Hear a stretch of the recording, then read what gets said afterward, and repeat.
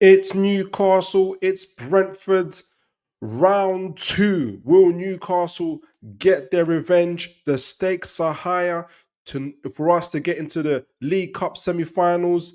Let's see if that would happen for us. Find out here on Toon Tactics TV, folks. Oh, brilliant from Cher. And now Murphy could take on the shot. Fabian Cher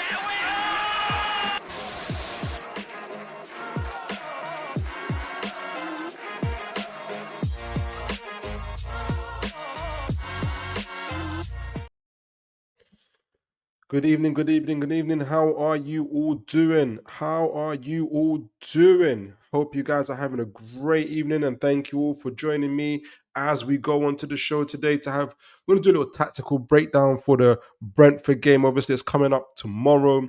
As for the League Cup quarter-final, and it's all to play for. It's all to play for us, trying to get into that League Cup semi-final. I don't know about you guys. I know that I'm tired of not tired, I suppose, but it's the question is, when the journalists and keep on asking, it's been 65 years or it's been 50 years since you've won the League Cup and yada yada yada, and like it's like we know we've went. I don't know if we've probably gone for the longest trophy drought ever, but keep on banging on about it. I don't see how it helps. I guess the only way to stop it is by winning trophies, and so that's what we're going to be doing today. Going to be doing a tactical breakdown for that Brentford game. It's it's kind of like a part two, kind of similar to what happened to Chelsea. We lost to Chelsea in the Premier League, obviously away to them, and then a couple of days later played them again at our ground and beat them. And so I'm hoping for a similar situation coming up against Brentford tomorrow, Wednesday. Guys, as always, sending your thoughts and feelings about the game. Squad lineups, squad predictions. Do let me know. But first and foremost, as always, guys, do let me know how you guys are doing, how you guys are feeling, where you're listening from, how you are doing, and yeah. As well as tactical breakdown, we're also going to be going to do a little review of the news, Newcastle related news, as well as a few transfer rumors here and there. I'm going to be focusing on one particular transfer rumor that's kind of interest to me anyway, and get you guys' thoughts and feelings about it. But before we do that, we've got a few comments already sent in, and after that we're gonna go into the tactical breakdown for the Brentford game. Leon Knowles, I hope you're well, sir. Right off the bat, I don't know if it's from yesterday. Always about the midfield, Philip. At last, balance now running with it. Tonali, 6, Bruno. I don't know if these are coming from last. Are these coming from last week? I don't know if little Liam, you're here. Me, Miley. Oh, this must be from last week. I don't know. But the comments have come up. But do you guys let me know? Always remember to like, share, and subscribe. Now, Brentford. It will be of no uh we lost to Brentford obviously at the G-Tech Stadium on Saturday, and that's well, not on Saturday, on last week Wednesday, and that seems a long. Oh, now, bro, that was you. Sorry, you know what? I'm so not used. It sounded like we were talking about last week, Liam. Sorry about the comments. They're always about the midfield, Philip. At last, balance. Now run with it. Ah, yeah. I see what you mean now. Tonali in the 6. Yeah, Bruno, RCM. Yeah. But who goes LCM for tomorrow? Probably be Joe Linton, I think. Miley, but how will go Willock and no, I think Joe Linton is able to play for Saturday. He's able to play for tomorrow. He just can't play for Saturday, so he's eligible. So I think Joe Linton will play unless something's happened in the last hour, like Joe Linton's injured or something. But I think Joe Linton will play. Now I want to be able to. I had to get the highlights for the Brentford game. I'm going to look at some of their goals, and then I'm going to look at our game against Leicester as well. But I'm going to look at their goals because I want to look at how they were able to essentially exploit some of our frailties in that game to see essentially what could be our weaknesses, especially going into the game. But I'm also going to look at the Leicester game essentially to see what we've done to improve and how much better we are. And it's almost like night and day, to be honest. And right off the bat, I want to say, even though I'm going to be showing some of their goals and everything that went wrong there, essentially, I don't believe Newcastle will play like this. And when I say we don't play like this, I am the usual intensity in our press. I think we were a bit confused tactically. I think Eddie Howe was caught a little bit off guard from how Mr. Thomas Frank set up, and he went. I think, as kind of we talked about before, he went man to man in the middle of the like literally like within the first. He went. He kind of adopted a man to man form kind of approach. Eddie Howe did like 5 minutes into the game, and as soon as he did that, that's when a long ball went to Mbeumo. We're going to show this goal, and essentially that's when Mbeumo scored. So we're caught off guard a little bit, and but then obviously as we'll go through it, we'll go through it. But essentially, there were some unforced errors in this game that I think if Newcastle cut it out in terms of back um, if we cut it out in terms of this game, it's going to be a different game as well. So that's my thoughts on it as well. Hopefully, I'm not being overly what's the word confident, but that's just my thoughts. I want to get you guys' thoughts. Obviously, that Brentford game wasn't very good. So we're about to get the first goal, the Mbuemo goal, and this is when we went man to man in the middle of the game. I don't think, like I said, Eddie Howe was a little bit surprised, and a couple of things that we noticed from this. Obviously, I think this is it's either Norgard or Van Out. Now already, there's no pressure on him in that middle of the midfield. We've got a really flat midfield, which tends to happen sometimes.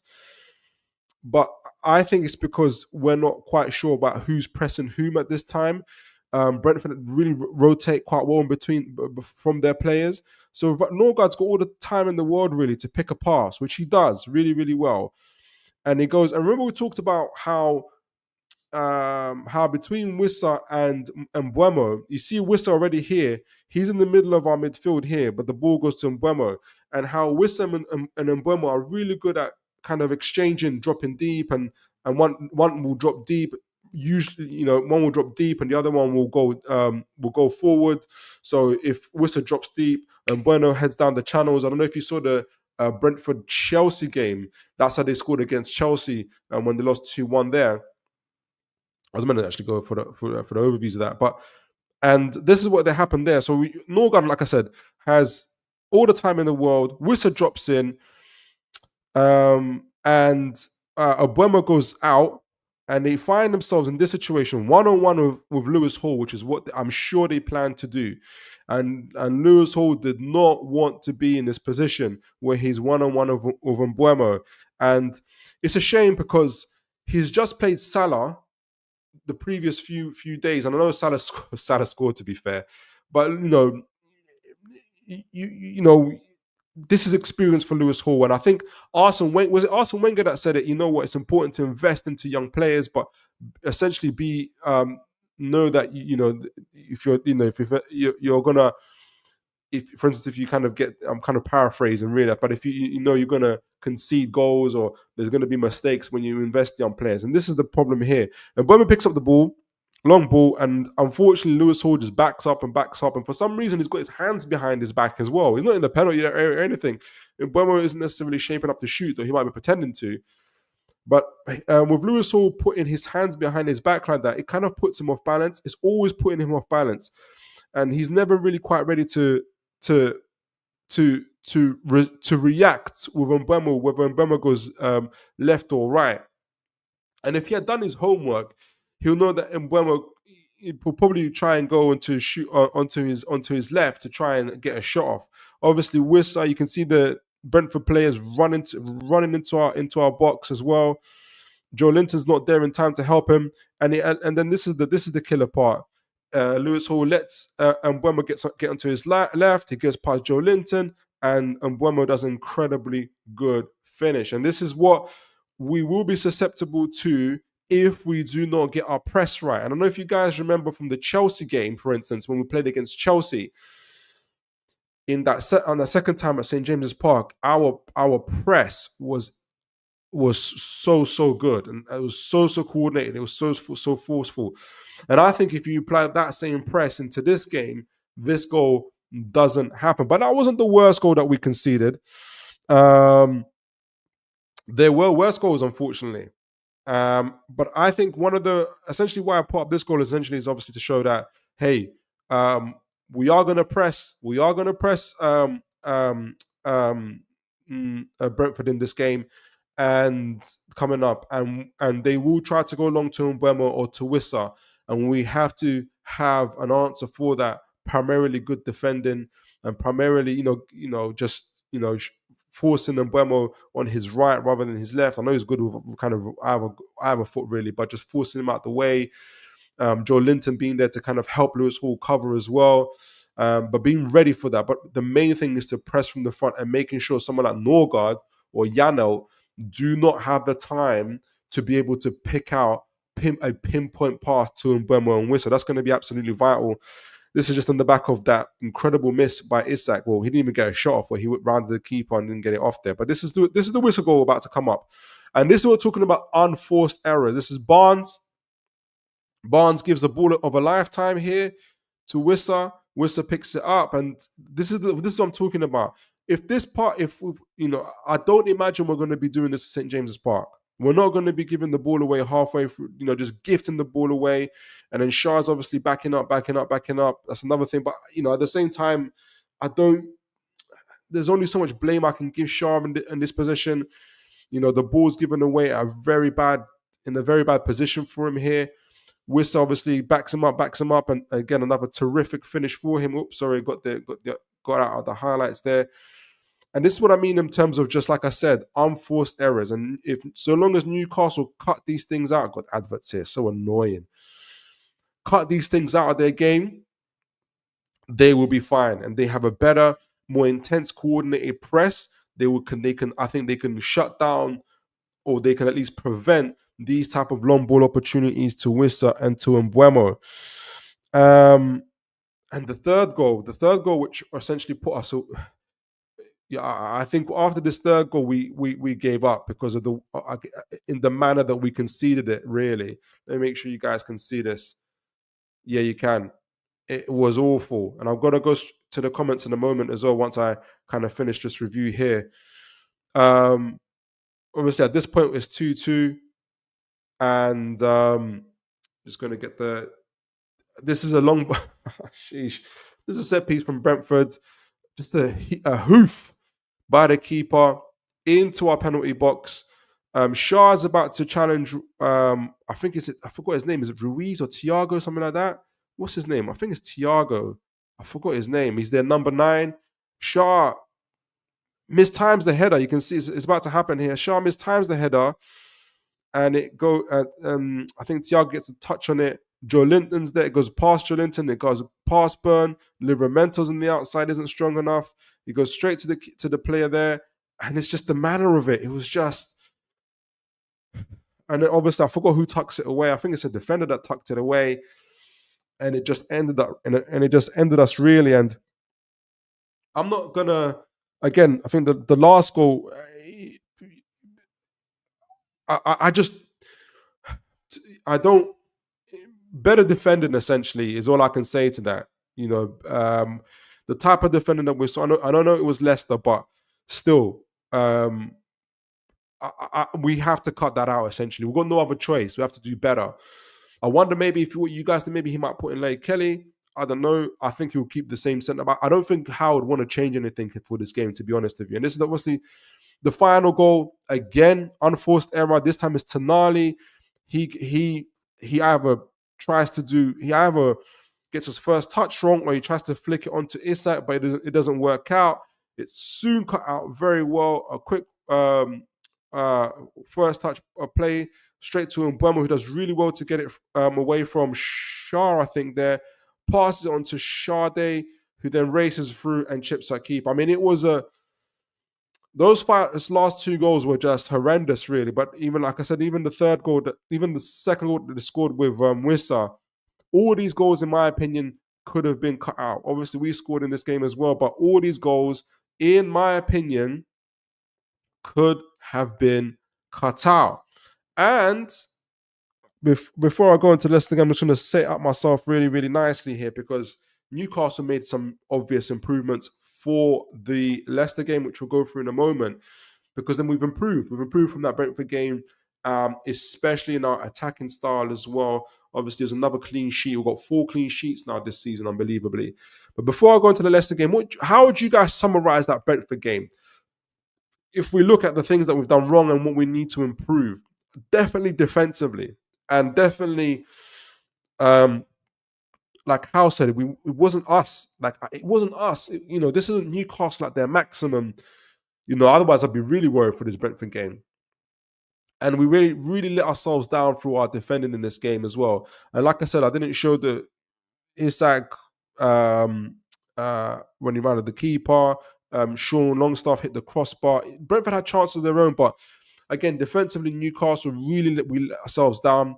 Our intensity, we let ourselves down. The first kind of 5-10 minutes where I forgot what formation Thomas Frank. I don't know if he chose a 4-4-2 out of possession and that threw Eddie Howe off, and then he went to a man-to-man formation as well. So kind of right from the beginning, things were kind of weren't quite right for us, and uh, uh, now kind of, and obviously the Barnes pass back to Wissa.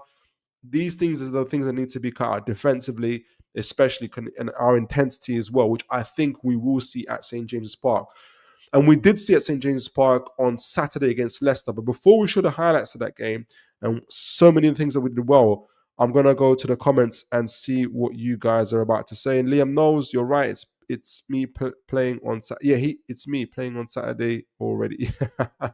Yeah. Joe Linton's playing. Joe Linton's playing tomorrow. Thankfully. Aaron Cave, good to see you, sir. How are you doing this evening? I hope all is well with you. I will go with an unchanged lineup. So would I. So would I. But there is a debate for Trips over Tino. There is. And Trips had a good cameo performance in the Leicester game as well. I would, I would still hesitate to. I'm like you though. I would hesitate to change it, like especially after such a good performance against Leicester. To be honest, I'll hesitate to change it. Liam knows I'm firmly how in. Yep. So am I. But the Brentford game raised. Well, yes, it did. That's we had a big old show about that. Raised questions. Reston Gordon and especially Tonali was a red flag. Rest players, yes, but Brentford away, we needed full strength. We did. But do you think this is hindsight? Hindsight, 100, 50. Hindsight is 2020. Yes, we lost the way to Brentford, but rested Tonali and the rest of the Gordon both came up trumps for us in the Leicester game, which we ended up winning. And they'll be fresh again, hopefully, for this Brentford on the return. And if we win and we get to the semi-finals, would it be worth it? Let me know, Liam. Let me know what you think. Aaron, Liam knows our best Moet effective link up is Hall. Moet, you have to tell me what that is. Our best Moet. Joe Linton, Gordon, take one way. It isn't the same unit. Do you know what? I don't know what you guys think, but I think the Leicester game is the best partnership I've seen between Joe Linton and Gordon all season. I think they struggled for chemistry, in my opinion, for a little while. But in that Leicester game, they played a lot better. I'm going to highlight that in a moment as well. Speaking of, the final comment before I go into the Leicester game, Davey Eddie. Good evening to you, sir. I hope you are really, really well. I think Brentford. This is Davey Eddie. I think Brentford changed it up second half. They did. They were really good. I agree. But bad defending on our part. But Frank did a number on us that second half. He really did. He really did. We spoke about I spoke about the Leicester game, and there's so many good things I saw in this game. There's a few highlights really that I'm hoping that we'll see again at St James's Park against against against Brentford. I want to highlight as well. This is right from the offset. Some of our work, especially down that left, and kind of the growing chemistry between Joe Linton and Gordon. I think Joe Linton's beginning to realize that Gordon isn't Joe Willock, and I think that those players and those profiles are slightly different. I'm going to show you how, and I'm hoping to see. I think we will see the same thing against Brentford. I think the good thing about us actually excuse me, going into this Brentford game, almost similar to the Chelsea game, but a little bit different. We weren't at our max. I think there's a bigger puzzle for Thomas Frank to solve, because if he's honest, he'll know that they beat us fair and square, but we weren't the Newcastle that played against Liverpool. We weren't the Newcastle that played against Leicester. So how do you prepare for that Newcastle? And if that Newcastle that turned up against Liverpool, against Leicester turns up, how do you prepare for that? Because we're going to see some of it, how that works as well in this game. And obviously, Tonali is going to be making a return as well. You're going to see Guimaraes in that number 8 role. It's going to be a very different set for Thomas Frank to deal with. But he's a very capable manager. No underestimating him. Right from the offset, I wanted to be able to show the first thing I like. This is the Gordon chance. Now, I just want to, right from the start, say, look, Leicester trying to pack out the central areas. And so we had to work the flanks, and we worked it really, really well. So Leicester try to make the central areas as congested as possible, but not very good. You can see the big gap in the middle there. Brentford will make it a lot more compact than that, guaranteed. But we worked the flanks really well. The first thing I want to be able to say is, look where Gordon picks up the ball, and obviously he's got Tonali right next to him. Lewis Hall now works up onto that flank, and I think it's Joe Linton that's ahead of him. And Gordon loves this sort of freedom.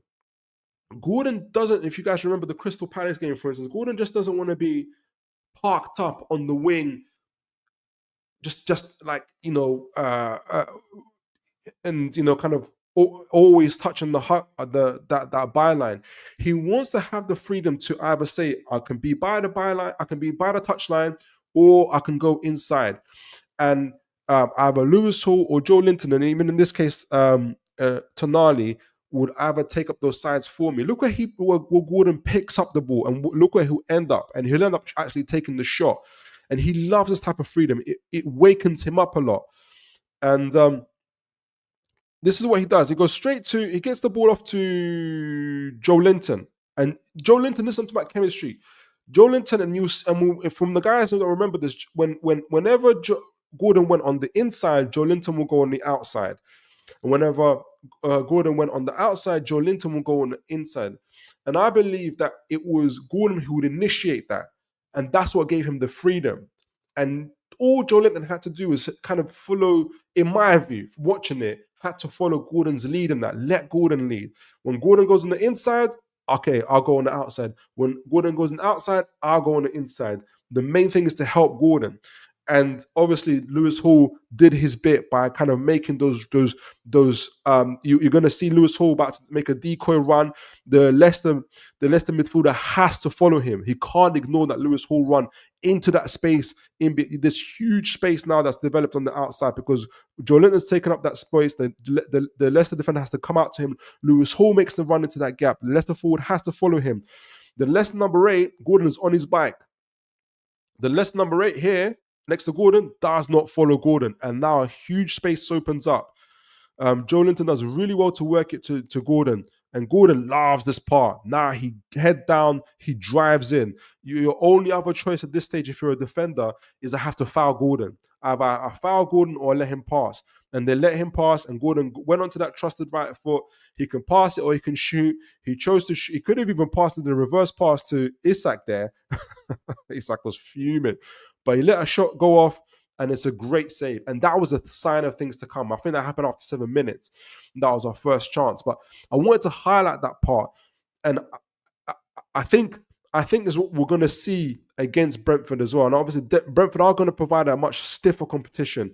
And they are going to follow the runs. And they're going to be, they have conceded over 30 plus goals this season as well. So they're not, they did concede 2 goals to us as well. So they're not going to be exactly AC Milan with Maldini, but I think it's a sign of things to come. And this is obviously before the goal that we scored. Let me find it. Where was it? And the other thing I saw as well before the goal, actually. So again, we talked about the chemistry here. Joe Linton again. This time, I wanted to highlight. Oh gosh, did I take it off? Let me make sure you guys can see this.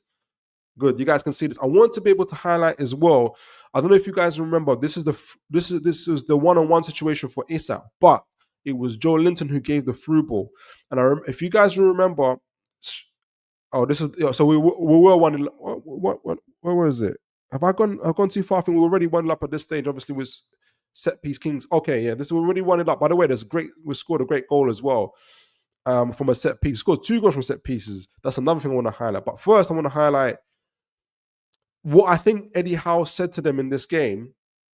This is a bit of the highlight for the first goal. So, we just missed it, but Tonali is about to get the ball off to Joe Linton, who picks up a central area. I don't know if you guys remember from our criticisms from for instance, the Crystal Palace game where we had no shot on target, is the lack of confidence our players had, particularly in the opposition's in the opposition half of the pitch, especially and also in front of the penalty box areas. We lack that killer pass, and I think our hesitancy to make mistakes. We're always looking for the perfect pass, and looking for the perfect pass, we had doubts. And we just didn't ever end up making that killer pass in the first place. In this game against Leicester, that changed, and I would have loved to see the statistics from like attempted key passes, because we switched it up. We forced the issue by making passes into that final third, trying to be dangerous all the time. Whether it worked out or didn't, we were continuously, and even the commentators said that Newcastle are really, they're really pushing the issues. They're really trying to put through killer passes at each time. And I want to highlight this with the Joe Linton. Now, this is Tonali straight in that number 6 role, straight down the middle, in the middle of the Leicester midfield, straight pass to Joe Linton, who takes up a central position, by the way, a central position. And who's on the flank is Gordon. And you can see that chemistry that's working between them. Joe Linton takes up the central position, receives it really well on the half turn. And guess who's making that run straight away? Isak. And Isak's been doing this all season, in my opinion, making this run season, and he's been begging players to just pass it centrally. Just make that through ball. I will get onto it. Leave the rest up to me. And then Joe Linton does it. Straight turn, great through ball. I don't know what happened with Isak here, whether it's the first touch, but he angled his body in a very awkward way, where essentially he just shot off straight to the keeper. Ordinarily, you'll see Isak doing something different. But I just wanted to be able to highlight just how well we've been creating and expressing ourselves there. And look, essentially, that's what set us off for this game. We've already set, and by this time we've already scored a set piece goal.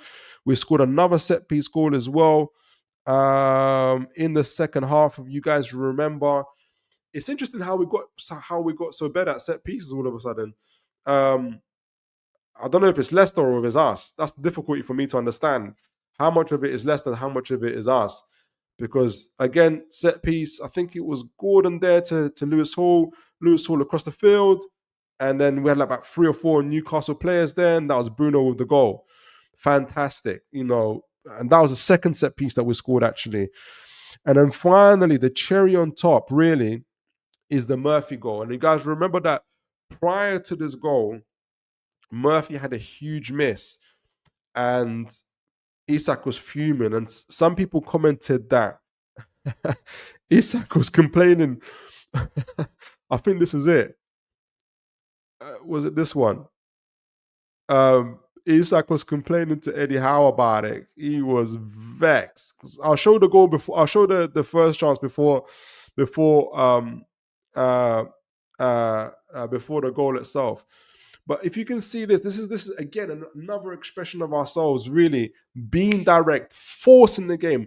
Most of our players are in our half at this stage. Lewis Hall picks up the ball. I can't see where Gordon is at this stage, but Lewis Hall picks up the ball. We've got most of our players are in our half. We're going from right to left, and he doesn't wait. It doesn't make the easy pass to Joe Linton next to him or whatnot, pass it across the field. He goes directly to Isak here, who's made the run again, and this is where he's absolutely killer. At this stage, this is Vestergaard now.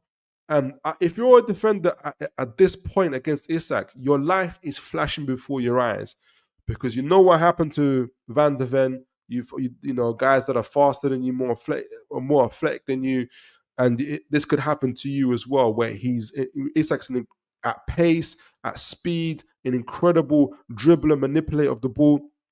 And by the way, Murphy's not even in sight here, but he gets onto the ball at the end. So Murphy, to his credit, busts a gut to get there fantastically well. And this is obviously Isak past one player, because that's what he does. Oh, gosh. Did I mess it up again? Goodness me.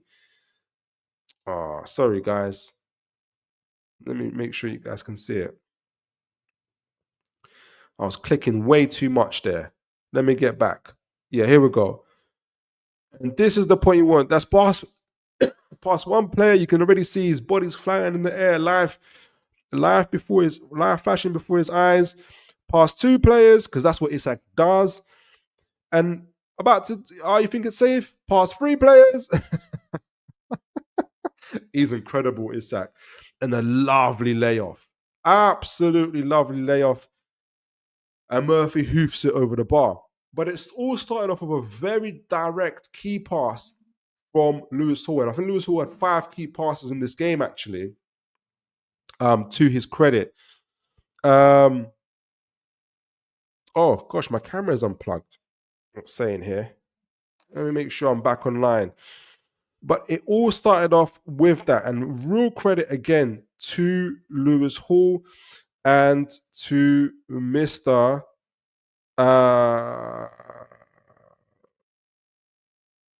Isak. I don't know what's going on here, but apparently I am. Let me get myself back on. Sorry, guys. A few technical difficulties. Got myself offline here. Let me get myself on. Can I get myself back on? Setting. So this is what changed up for that Leicester game. I might have to do it without my face if you can't see it.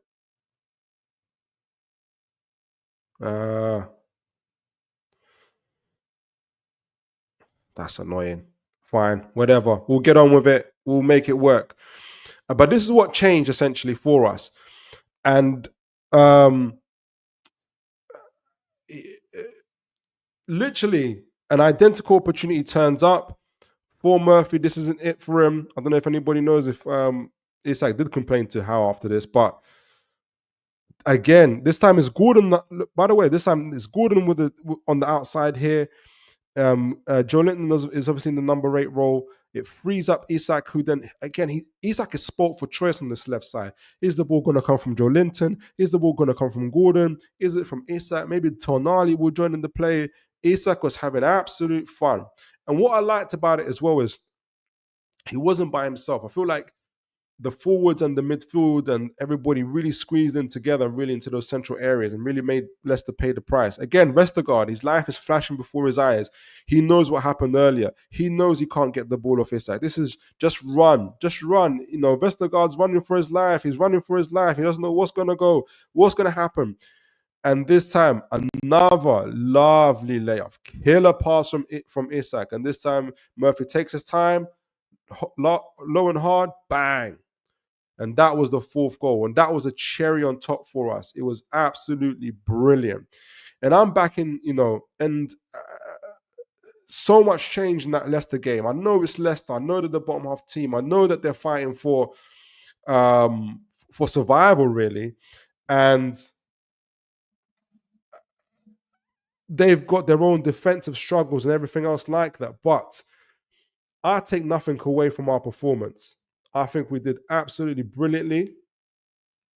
And especially from an attacking point of as much as we have to criticize the team as critical friends, as we might say, I think I also have to give credit where credit is due in terms of how we've played. And am I back online? Yes, I'm back online, folks. And I was really, really happy. If you compare this attacking performance compared to what we did at Crystal Palace, for instance, it is night and day. I think the only thing I'm a little bit like, I'm not getting carried away with. Leicester didn't really test us defensively, and that's partly because of our press, which was pretty good. But so it's difficult to say how much we've learned from a defensive point of view from the Brentford game, and we're going to learn obviously tomorrow. But from attacking senses, it's the Newcastle that we saw against Liverpool that played in this game, even better in my opinion as well. But let me know what you guys think.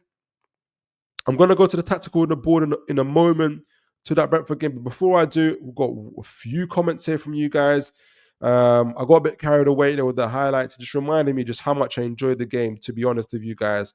And I hope you guys did as well. Aaron Kane, I agree, Liam, that you're talking to Liam there.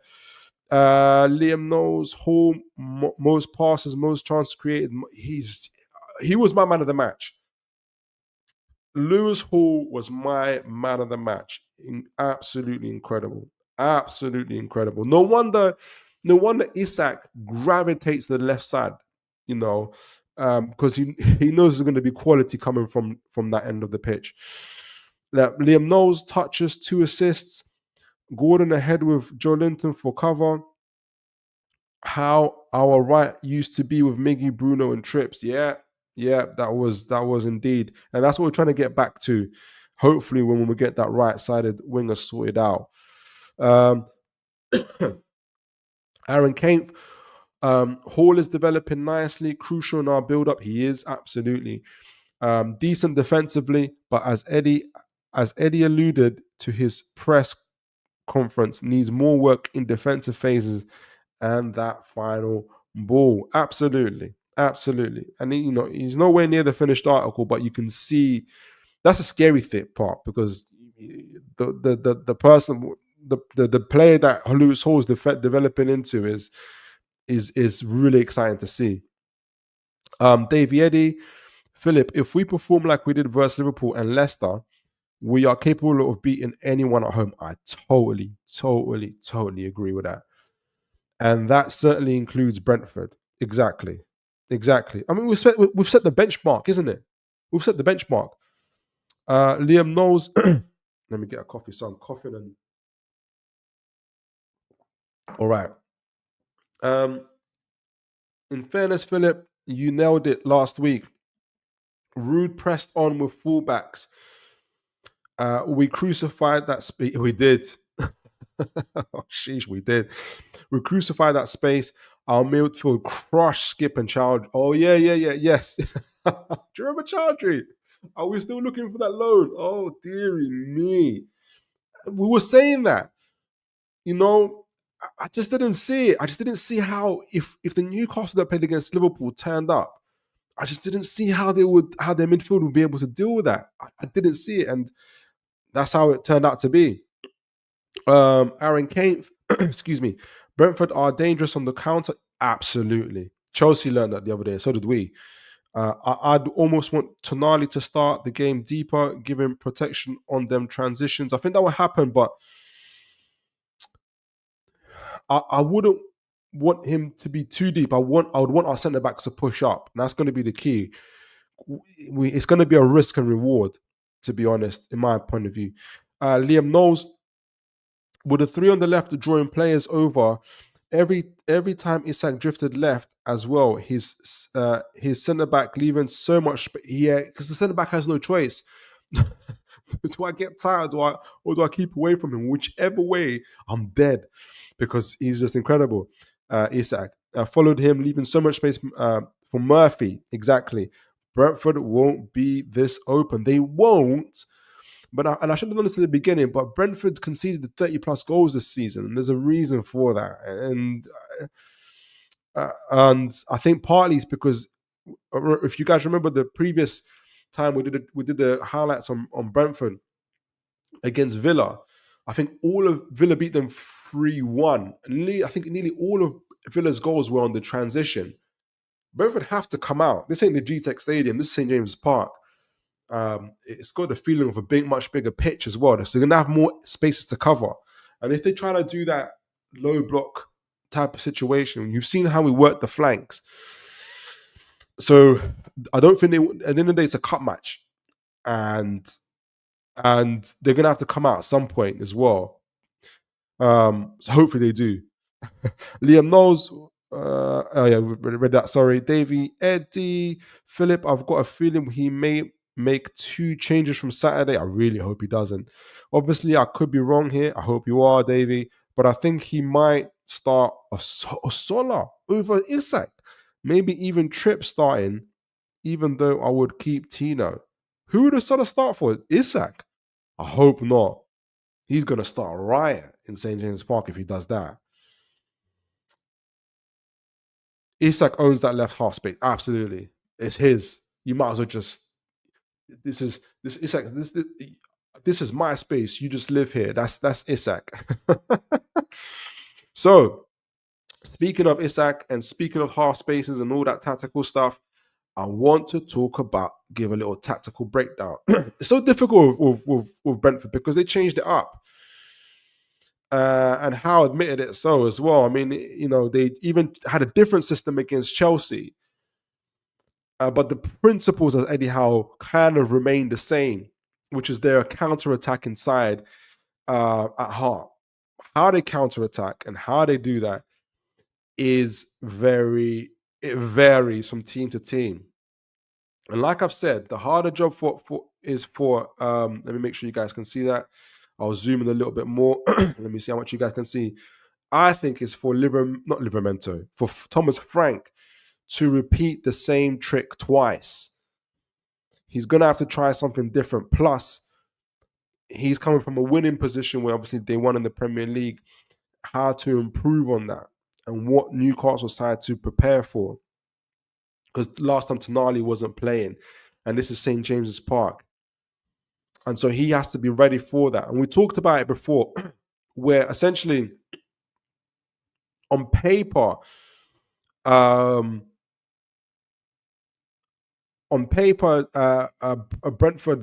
come across as a 3-4-3, but really their fullbacks or their guys on the side, this is it either turns into a with Mbuemo. So if we push them up, Rodriguez, Wisa, Carvalho. Yes, of course, Carvalho. Yeah. Brentford, Norgard, and Yamaluk are their key men in the middle here. Let me get the highlights here. Are their key men, both defensively and offensively. And they're the ones that are going to be that we need to make sure that we keep pressed and I think it's going to have to be the focus. Yes, obviously Mbuemo. Yes, obviously Wissa. But if you cut the supply line, those guys can be taken out the game, in my opinion. So you got the 3-4-3 type of press, and obviously, really, Brentford love to turn it into a back three. They're not scared. When they press in absolute numbers. So what turns into a 3-4, what looks like a 3-4-3, essentially turns into a, how many have we got? 1, 2, 3, 4, 5 up front. Let me show you how that looks as well. So when they press, they really, really, really do press. And it looks like this. And they're prepared to take that risk because they've got the two, Norgard and Yamaluk, or whoever is going to be there, but I think it'd be Norgard and Yamaluk, who, if you guys remember from the earlier highlight I showed, or was it Yano or your Norgard, whichever one, Newcastle didn't press Norgard, and Norgard did that long pass, really good pinpoint pass to Mbuemo, who caught Lewis Hall right here in that 1v1 situation, which Lewis Hall like one bit. And they did it from this position, actually. So they were very much in their own half, and our players weren't pressing. They weren't sure who to press. They were kind of caught in the middle here. Do we press them, or kind of expose ourselves centrally because not Carvalho, because was Carvalho playing in the first half? I can't remember who it was. You guys have to remind me. Whistle will drop deep sometimes. Will do this. So Whistle will do this. He'll patrol these areas, which made it really difficult to know, should we press or should we block the channels to Wissa? Because if we press and Norga gets the ball off to Wissa, then our whole backline's exposed. And Bruno didn't have the positional discipline to be able to stop that. And as mentioned earlier, Tonali does. Tonali is going to be absolute key for us in kind of protecting that back line and ensuring that there is a press. But this is what Brentford essentially, I've read before I kind of get onto what we can do. This is what that kind of turns into. So on paper, like I said, let's go 3-4-3. But in attack, what happens is Lewis Potter pushes right up, and Buemo, as we saw, as Lewis Hall got to find out, pushes up. And Wissa, yes, he's up there against Dan Burn, but he can be against Shaw. He kind of floats around like this, makes himself very, very dangerous in those half spaces, and sometimes drops them deep, which confuses the opposition defense, not just Newcastle, as to whether to press or to try and to block the channels. And that's where Newcastle have to be very definitive, have to be very certain in how we do our press. So I know people were vexed about the press. I was. I don't think it was because of attitude in the sense of they down tools or whatever. I think they just didn't know how to press without getting caught out. And I think that was what the fear was. And essentially that's what happened to us, especially in that first goal with Tonali. So that's Brentford in the attack. And that's what gives them the advantage. And the way for Newcastle to respond to that is going to be very, very interesting. I would think that Newcastle will press. They have to. They can't allow Nurgard. They can't allow Nurgard or Yamaluk to have free reign, in my opinion. So you're going to see Bruno and Joelinton as a 2-8 step up against them. Gordon, who's been exceptional in the press, in my opinion, is going to be absolutely vital to that. So him and Isak will step up together with Murphy. So this kind of it's almost going to be like a 5-a-side in separate situations where it'll be our 5 against their 5. Norgard and Yamaluk. So Joelinton versus Yamaluk, Bruno versus Norgard, Murphy, Pinnock, Isak Collins, and Van der Ben Gordon. I made it very, very simple. I don't think it's going to be as simple as that. And Tonali is going to have to keep his discipline, because what's going to happen here is either Wissa or both Carvalho perhaps as well will try to step into these half spaces and make themselves available for the pass in these type of situations. So it's going to be very, very crucial that Newcastle keep themselves, in my view, as compact as possible. And these type of situations, try to force, say if the ball does get to Carvalho or to Wissa, to try and force them out wide, rather than being in these situations where, for instance, Obuemo tried to step in and get in centrally. So Lewis Hall either have to try and follow him, and Tonali have to try and get to block the pathway to try and force Obuemo out wide, rather than he's dangerous either side. But we've seen how dangerous he is when he cuts back on his left foot. Lewis Hall has to stop Mbeumo from getting on his left foot. It's going to be absolutely crucial in doing that. Tonali's main job is going to be to try and cut out these type of situations as well. And if Tonali steps up, Shaw would have to also step up to make sure that, for instance, Carvalho doesn't get, or Carvalho or Wissa don't get free, whether it's Carvalho or Wissa, for instance, don't get free reign. And you kind of have to trust Dan Burn in 1v1 situations with Rodriguez, Livramento to tuck in again to make sure that even if Lewis Potter does receive the ball, he doesn't get to cut on the inside. Livramento has to try and show him out wide. Same thing will be for Lewis Hall. Lewis Hall is going to have a very difficult job on his hand. I'm sure how Lloyd Kelly will flash into his mind, but he will lose the offensive build-up that you get from Lewis Hall.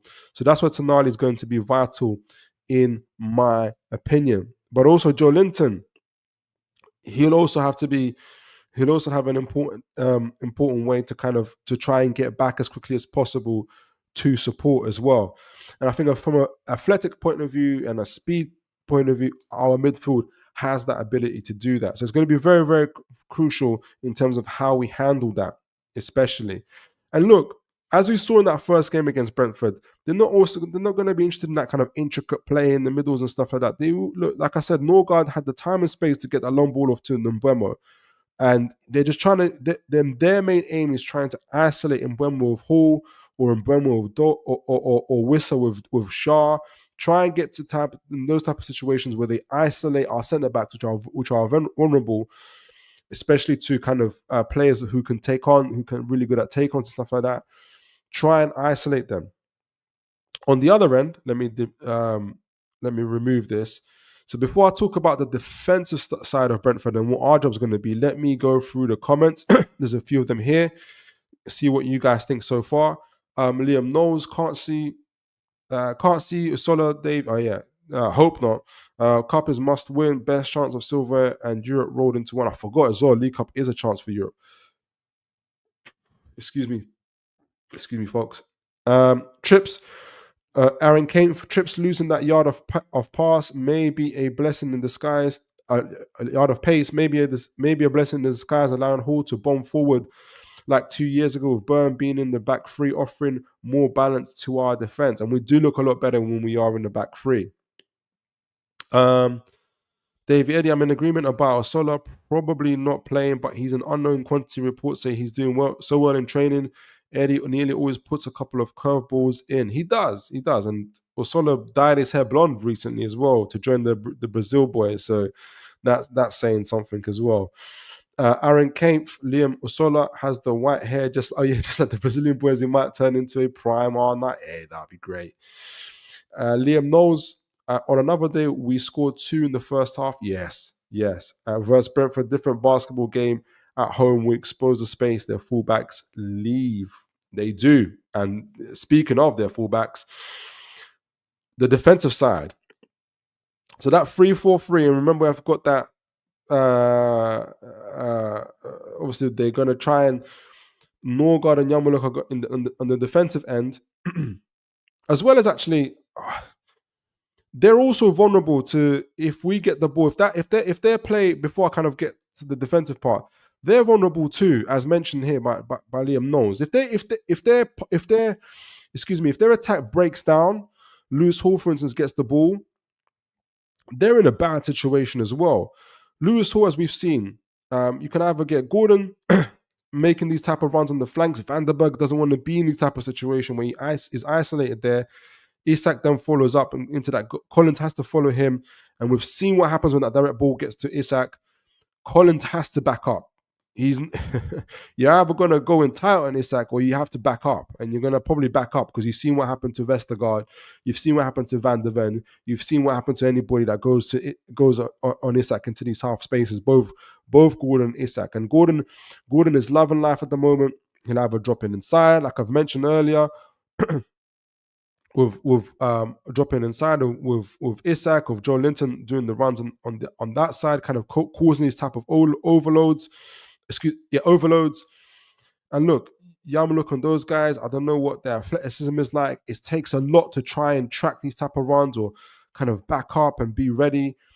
It's going to be very, very difficult. And then leave that space in behind. It's going to be, to sort yourselves out. If one killer pass from Lewis Hall or Tonali, if your attack breaks down, you can be in 3 versus 2 situations. Murphy on the other side is going to keep honest. He has to kind of track back as well. It's going to be very, very difficult for them. So their attacks can break down. Obviously, they will break down, and they're going to be vulnerable themselves.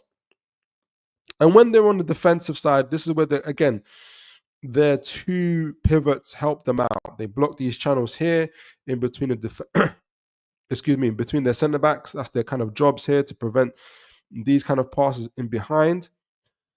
And also, you get Carvalho, and this is where you get Wissa, Rodriguez, and this is where you get their fullbacks. Lewis, well, I say their fullbacks, but this is where you get your their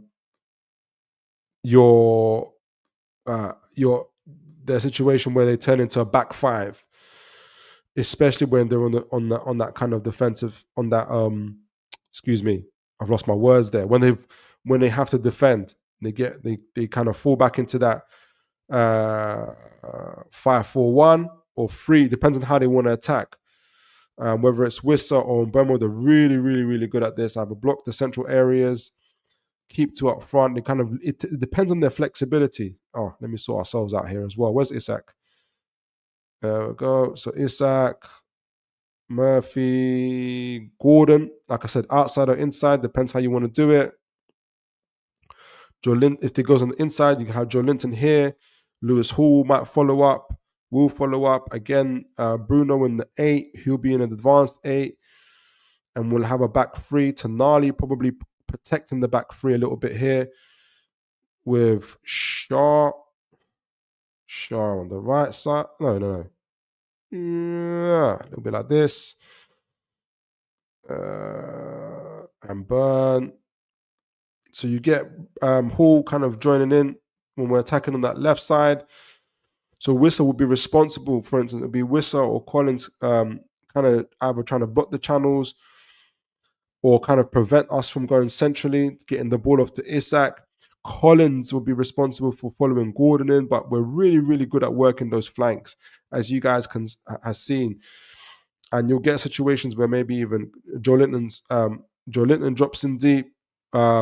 Gordon goes on the outside and kind of goes for the cutbacks, or Gordon gets the ball into these half spaces here, or Joe Linton on the outside. And he's not, I think now it's kind of like a shoot on sight type of policy. On outside, inside, Isak's there. Bruno's been licensed to really kind of come in and get involved in there. So any one time we'll have 3, 4, 5 even Newcastle United players up front. And obviously we'll have Tonali somewhere here patrolling, whether it's going to be on Mbeumo, whether it's going to be on Rodriguez. We'll have the 3 at the back there ready for the attack. And it'll be between Mbeumo and Wissa to kind of get the ball out there to be ready for the counter attack. And that's where it's going to be very, very dangerous.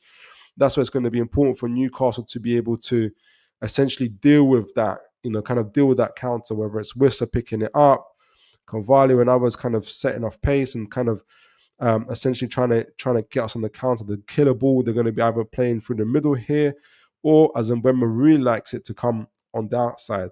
Try to isolate Burn as much as possible, and it's going to be very key, especially Livramento with his pace, to try and get back. And Tonali making sure he tracks the run of Wissa, who's going to be trying to get into these half spaces and trying to diverge this, try to distract the centre backs as well.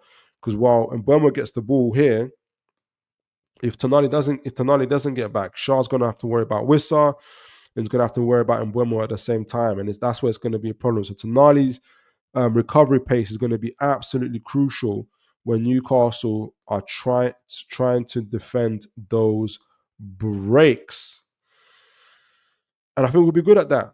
And I think those are it's going to be the key battles there as well. As guys mentioned, their fullbacks push up, they're going to leave space. We're going to push up as well. We're going to leave space as well. So it's going to be kind of managed risks as well. But as long as we're defensively sound, I think our players, our midfield in particular, have a little bit more athleticism around us. We're going to be good as well. So I'm going to read the comments and I'm going to give my predictions before I leave the final section of today's show on a few transfer rumors and get you guys' takes on some of the players that we've been linked with. I'll give my prediction at the end as well. Let me drink some now cold coffee. Aaron Kane, Philip, excuse me. When Botman is back, how do you think that impacts us defensively? We know that he's comfortable 1v1, but in terms of Joe Linton coming back to almost form a back 5, how would we be with Botman at the back? That's a great question. Now, if we get the Rolls Royce Botman back, I think we will get something similar to Bruno, Isak, Gordon's here, Lewis Hall, Tonali, Shaw, Livramento, Shaw, Burn, Hall. Where is Botman? Is Botman number 4? What number is Botman? Do you guys remember? Pope's no longer there. I forgot the Botman's number now. Is it 4? I think it's 4. If you guys remember how Botman and Shaw, it was Botman, Shaw, and Bruno Gomes. The triangle in possession was absolutely brilliant. But in terms of defensively, especially, what really worked for Newcastle while we was able to press up so high is because, say, we'll keep them up here. Gordon, is Joe Linton here? Gordon like that. Even though we can swap them over, but the main thing now is Bruno in the 8 with a Botman. Take Burn off. We've not only got somebody who is really good at the crossfield ball. So we've got, where's Lewis Hall? We've got Lewis Hall probably push up as well. Tonali in front of him. Livramento will be, well, it can be anywhere. Shaw, Livramento. It will be like this.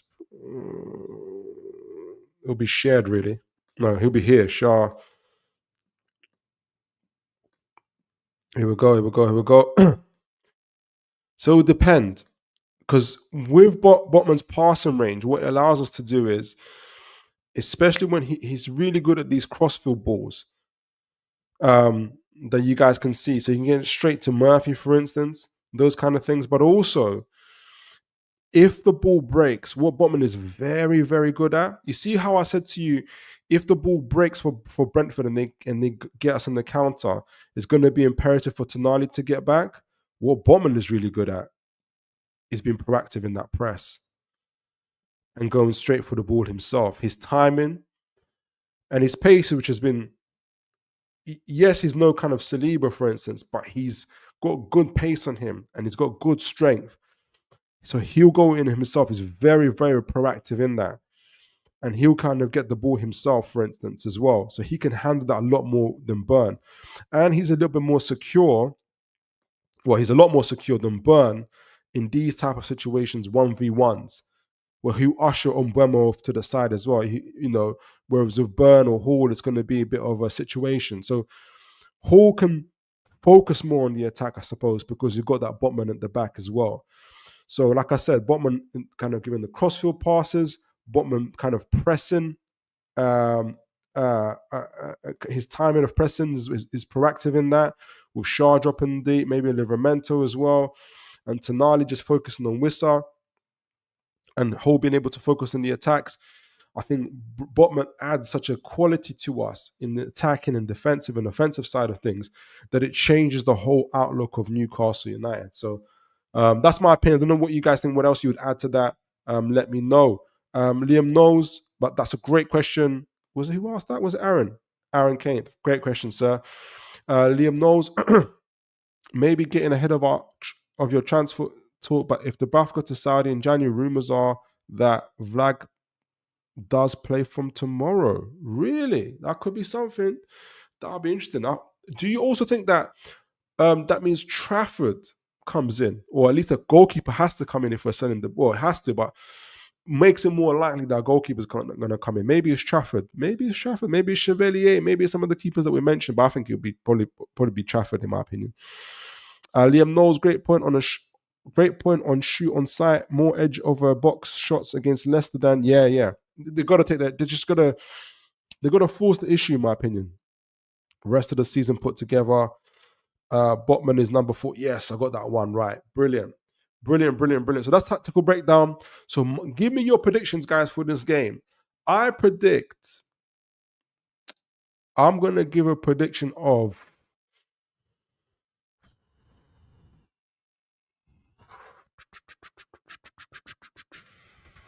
I respect Brentford.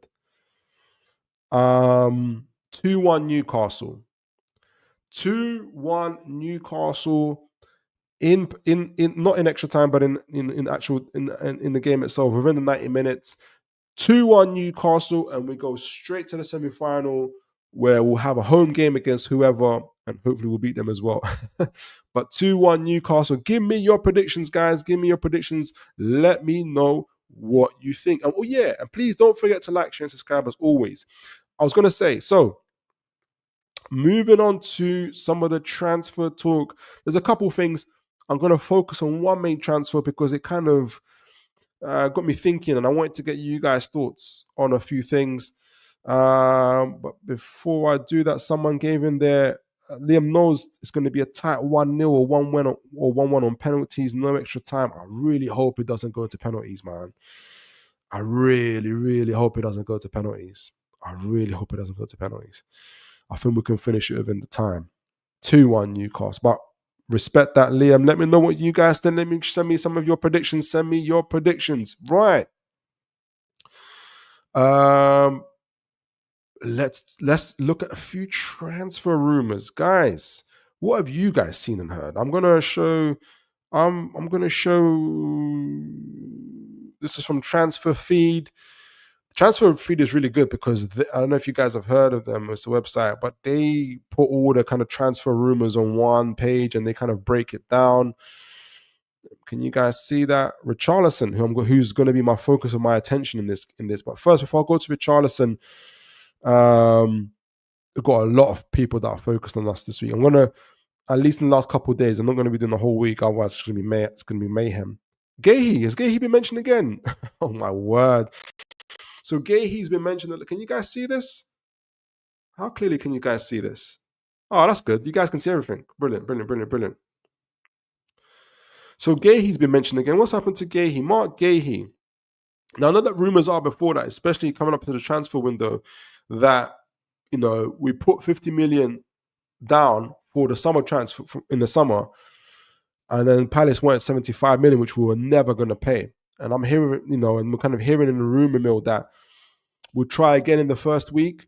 We'll put out 50 million pound again and see what happens. If Palace don't buy it, we move on, which is fair enough. But something's come in the last 28 minutes. Newcastle pushed hard to sign Mark Gahey during the latest summer transfer window, but were unwilling to match Crystal Palace.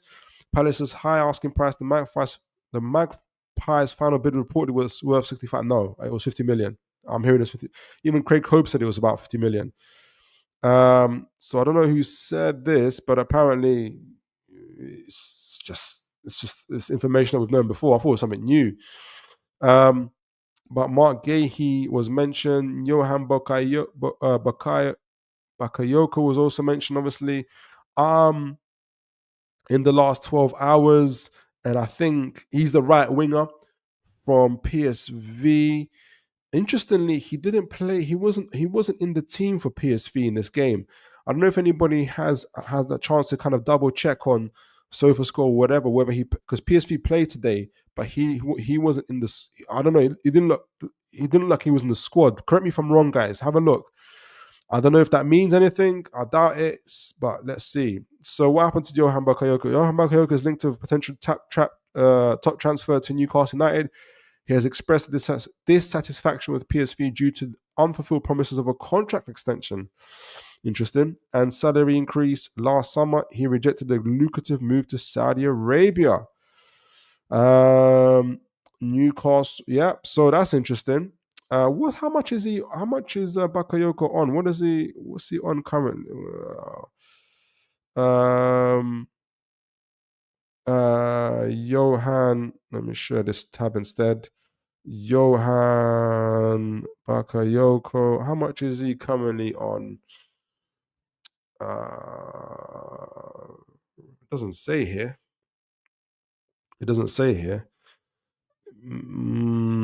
I'll go back to it because he's not my focus. My focus today is Richarlison. You'd be like, why Richarlison? Well, that's what I thought as well. But Richarlison came up very interestingly. I'm going to focus on the forwards. And obviously, we did have this young man, Stefan Sismaz. I've never heard of him until yesterday. He's 18 years of age. He's an under 18 Greek international, plays for, who originally is from PAOK in Greece, but is currently on loan at Nuremberg, doing great numbers there. And it was, can you guys see that on there? Yeah, you can. When he was mentioned, German Sky reported that Newcastle, along with Chelsea and Aston Villa, are monitoring this guy. So apparently also Nuremberg, I didn't get it, but Nuremberg can activate his release clause, which is like 18 million, or they got an option to buy 18 million, but then something like that in the summer, and then they can sell him for 5 million. I don't quite get it. So I don't know if we can get him in the January or in the summer. I don't know if you guys know anything more about this, but there's an option to buy of 18 million somewhere, either in the summer or in January. I haven't got a clue. But apparently Newcastle are looking at him. I did look at some scouting reports on him. He's a central midfielder, really, really good in the press. He's big and athletic, great first touch, a lot of speed, works centrally, works the flanks, excellent back to goal as well. Like they're kind of looking at him as, potential, like not just a Wilson replacement, but if in the future even an Isak replacement. That's how they're kind of talking about him. That's high praise in my opinion. High praise for Mr. Tsimas. But Mr. Tsimas, and obviously also before I go onto onto Richarlison. I'm going to speak about Richarlison in a moment. Mohamed Kudus. What do you guys think of Mohamed Kudus? A good player, isn't he? Right wing, obviously, which is what we need. It has been reported that essentially Mohamed Kudus, who has been performing exceptionally well for West Ham, has drawn attention from some clubs. Daily Mirror, take it as with a pinch of salt, reported that Newcastle is interested in him, although they are considered less keen to compare to Liverpool and Arsenal. Despite the interest, West Ham's management, including Lopetegui and the sports director, will probably have no intention of allowing him to leave, particularly during the winter market. They have set his price at an impressive 100 million euros. Yeah, we're not buying him. We're not buying him. We are not buying him. And I don't think anybody's buying Mohamed Kudus for 100 million. But I was potentially thinking of some swap deals. That's just too much. I want to focus on Richarlison. Before I do, let me just set this up. Let me read you guys' comments and see how you guys are doing. Richarlison. All right. So Aaron Kane, I'm thinking under the lights, 2-0 win. Oh, lovely prediction. I would love that. Nice and professional performance would be great. Liam Knowles, haven't got a barge pole long enough for Richarlison. Hard pass. You set your stall out early there, Liam. Appreciate that. I'd love Aaron Kane. I'd love Bacco. I think he's incredible. I say incredible. I think he's really good. The more kind of I focus on him, looking at scouting reports, I've only seen that one, maybe 2 games. Definitely one. I saw him against PSG, and he was looking good. I saw more of Magnus Akliush. I've seen about 5-6 games of Magnus Akliush. I really like him as well. Aaron Kane, I'd love Bakayoko if we can't get Mbuemo. That would be transformative signing for right wing. I agree. Good bit of talent spotting from those at the club. Absolutely. Kudos. Liam Knowles. If we sign Aaron Kane, if we sign Kudos, we would have an almost winning front three. Yeah, Kudos, Isak, and Gordon. That's insane. No chance it happens though. Kudos quality on his day, but don't see the value can go missing. And he might feel the same way. So Richarlison. I think it was Liam. Was it Liam that said you wouldn't touch him with a barge pole? And I understand those inclinations. And I'm not exactly here to try and win people over to Richarlison, because I'm not won over to Richarlison. But it got me thinking about a few things, really. It got me thinking about how maybe the hierarchy may be thinking. So now here it says a team talk, but the original information, as I've heard it, came from Ben Jacobs, who a few people know as a journalist. I rate him. I like him. He seems very, very knowledgeable. I understand some people don't like him for whatever reason. I don't quite understand, but I like him. He's very, very knowledgeable, in my opinion. He was on Steve Rave's show. And he essentially talked about how Newcastle are interested in Richarlison and are negotiating a price with Tottenham, where Tottenham wants 60 million for him, 65 million for him, which they're never going to get. And Newcastle are trying to negotiate a 45 million for him. So I thought about it in terms of why we'd go for him. So this is Team Talk. Team Talk have said Team Talk reports on Newcastle United interest in Tottenham's Richarlison for our coming transfer window. Newcastle United is considering a raid on Tottenham for Richarlison in the January transfer window. Eddie Howe wants another number 9, which we need, especially if Wilson goes, and a move could be on the cards for the right price. And again, it kind of adds up to what we were talking about earlier. Richarlison has been linked with a potential move away from Tottenham. With Newcastle emerging as possible destination, journalists, this is what I'm talking about. Ben Jacobs have reported that Richarlison is considered leaving Tottenham. He wants to, so Richarlison is really focused on trying to get into the 2026 World Cup of Brazil. There are teams in Saudi Arabia that are interested in him, but because he's got aspirations to go to Brazil, he still sees a future for himself in top flight football. Now, some people might disagree with that, some people not, whether he's at that level. Despite interest from Saudi clubs, he's reportedly not interested in moving to Saudi Arabia. Newcastle's keen on acquiring him to boost their attacking lineup. However, Tottenham may demand a fee exceeding 60 million, which Newcastle are never going to pay for the Brazilian striker, whereas Newcastle's valuations are approximately 40-45 million, which I think is fair.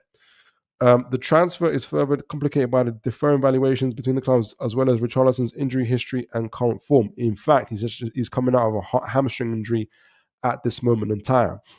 So you say to me, why are we talking about Richarlison? Well, essentially got me thinking.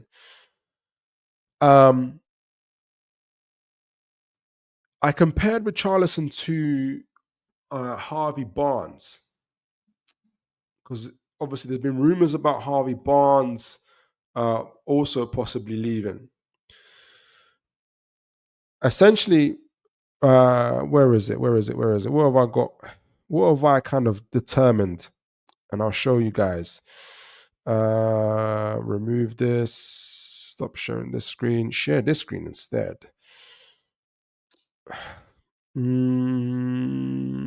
Again, not trying to convince anybody of anything. Just kind of, let me make sure you guys can see this. Yeah, so I kind of broke it down in this way. I read some scout reports of Richarlison, and I thought about Harvey Barnes as well. And the key features that they've got a lot of similar profiles, but it appears as though that, and they're actually both the same age. They're both 27 years old, and we'll look at their season statistics as well. And in a lot of the departments, Richarlison actually edges it over Barnes in a few of those. So physicality, Richarlison's very strong, very powerful. Harvey Barnes, though, is also strong, but less than Richarlison. Let me know what you guys think. Maybe you think a bit differently. Versatility. So Richarlison can play as a striker, though I don't think he enjoys. I think he prefers to play on the left wing, and can also play on the right wing as well. So he prefers to play against the fullbacks, who are a little bit usually less big and less physical than the centre backs.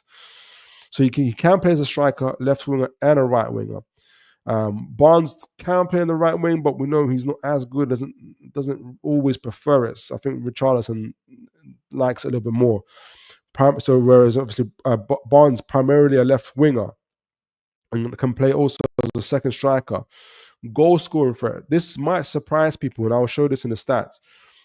Richarlison is more potent than Barnes, and you wouldn't think it, because obviously we hear of how many times Richarlison misses goals. But we're going to look at the season stats in some of the years gone by, and Richarlison's slightly edges it on Barnes. Obviously, Barnes is a good goal scorer himself. Experience. Richarlison does edge it on experience on Barnes. Obviously, Richarlison plays for Brazil and he's played in major tournaments as well as played for. He's kind of played for Everton, played for Tottenham, played for Watford, a few more clubs than Barnes himself. Now, that doesn't mean that Richarlison is better than Barnes, but Newcastle, like it said, if Wilson goes, or Wilson's injured most of the time, they need a replacement. And I wondered why, and I kept on thinking, why would it make sense if Barnes is there, if Gordon is there, why would Newcastle be negotiating a price for Richarlison? And I think it's around these type of situations. I think, especially in the take-ons, and we're going to talk about it. Let me show you some of the stuff here. Oh gosh, let me share my screen. I forgot to share the screen. Here we go. Share this. Is it this one? Yeah, I think it's this one. So, can you guys see this? Yes, you can.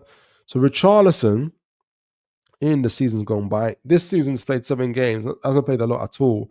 Obviously, he's currently recovering from a hamstring injury. He's got 1 goal. Last season, 31 games, he got 12 goals, which isn't too shabby for Tottenham. The season before that was worse, though. He played 35 games, scored 3 goals.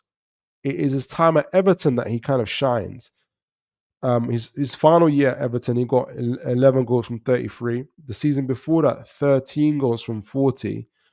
The season before that, 2019, he got 15 goals from 41 games. The season before that, 14 goals from 38 games, which is not a bad return.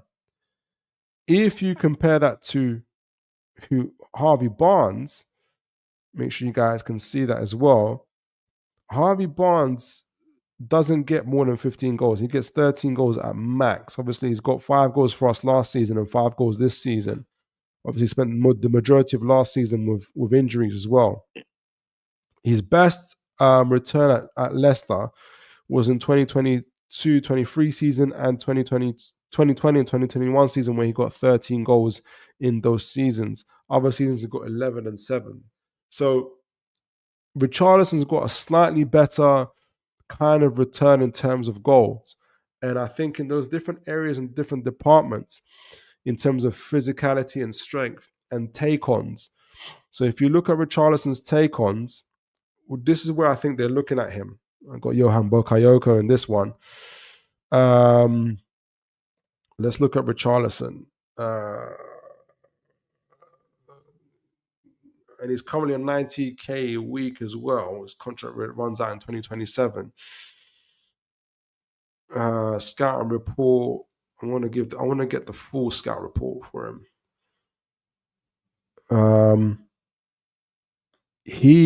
I think it's his versatility. I do think that if they get Richarlison, are they looking to? I think, and he wants to play. He wants to play. That's his main thing. He wants to play. So our obvious spot is at the right wing. He's not as effective on the right wing as he's on the left. So if he comes in, Barnes has to go, essentially, is my thing. But even if he comes in, I'm just sharing my thoughts with you guys. Gordon's on the left. So they must be thinking, I think if this is serious, that they're seriously negotiating for Richarlison, the selling point for Richarlison is you start on the right, Gordon on the left, Isak through the middle. And if Isak needs rest or whatever, you'll go on the left, Gordon will go on centrally, and you guys will mix up between yourselves. So you get to stay on the left, and Gordon, who loves playing in center, centrally, can also play on centrally as well. I think that's the selling point as well. Now, this is to Richarlison and for what they're looking for, in my opinion. It's an interesting move, though, about 40, 45 million. I feel like it's not the best move, in my opinion. But at the same time, I know people might be saying, we won't touch them with a barge pole. I think Newcastle are also looking at availability. And they might also be thinking about, if we can't get the replacement that we want, it might be even still Dominic Calvert-Lewin. They haven't been able to negotiate a wage for him as well. So they agreed a transfer fee with Everton. But maybe Calvert-Lewin is another option for them.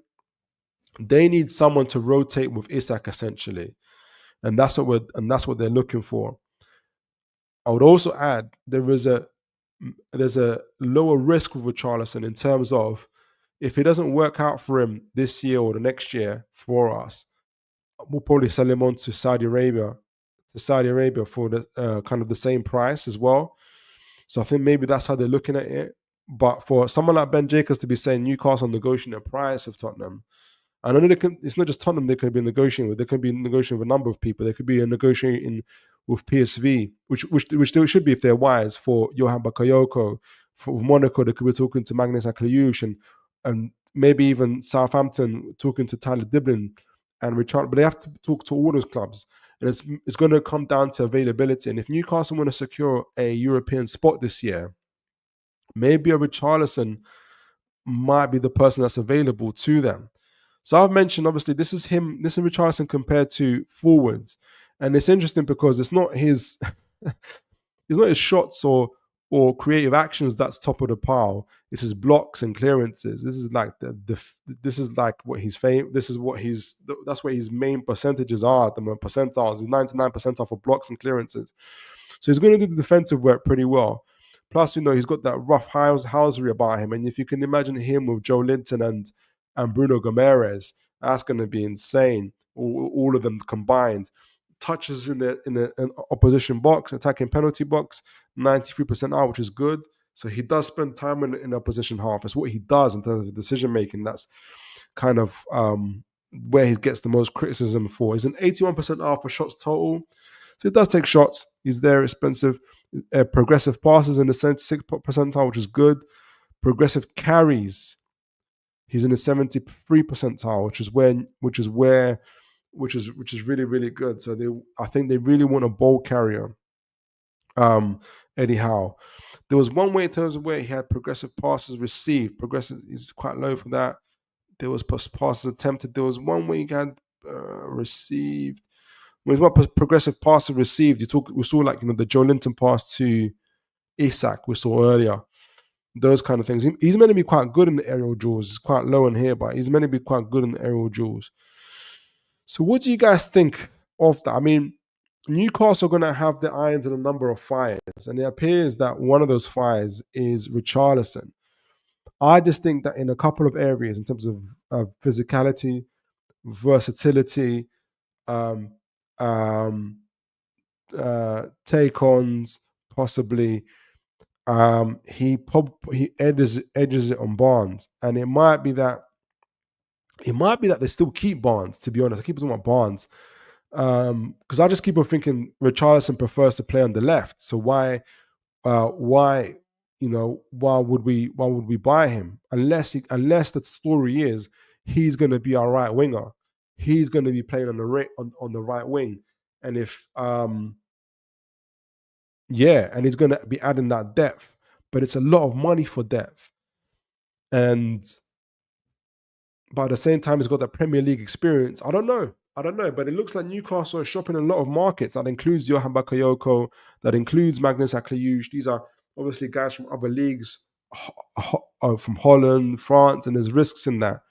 Whereas with Richarlison, you know what you're going to get. You're going to get a similar return to Harvey Barnes. You're essentially going to get Harvey Barnes, but maybe on the right side. But he doesn't prefer to play on the right side. So I don't know.